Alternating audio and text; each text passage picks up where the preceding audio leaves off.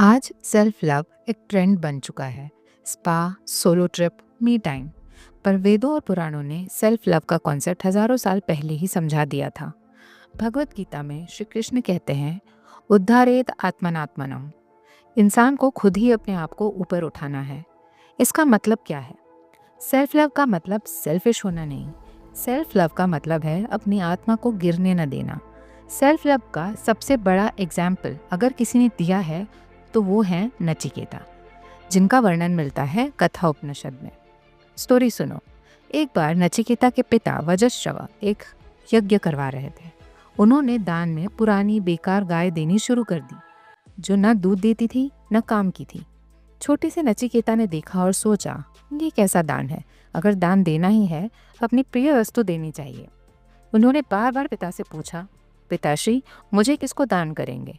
गुस्से में पिता बोल पड़े, मैं तुझे मृत्यु को दान देता हूँ। और नचिकेता सच में पहुंच गए यमराज के पास। 3 दिन तक बिना खाए पिए यमराज की प्रतीक्षा की। यमराज आए और खुश होकर 3 वरदान दिए।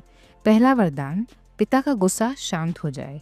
दूसरा वरदान, अग्नि विद्या का ज्ञान। तीसरा वरदान, नचिकेता ने पूछा, मृत्यु के बाद क्या होता है? आत्मा का सच क्या है? यमराज ने उन्हें टेस्ट किया।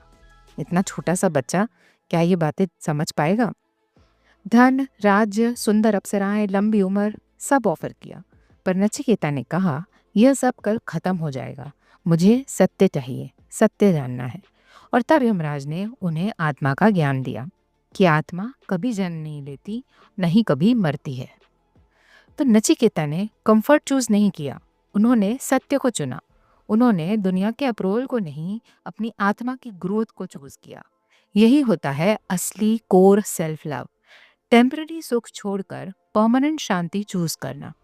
आज के टाइम में भी सवाल वही है, तुम इंटरनेट, सोशल मीडिया के वैलिडेशन चूज करोगे या अपनी सेल्फ ग्रोथ? नचिकेता बनना मुश्किल है, पर वही असली सेल्फ लव है।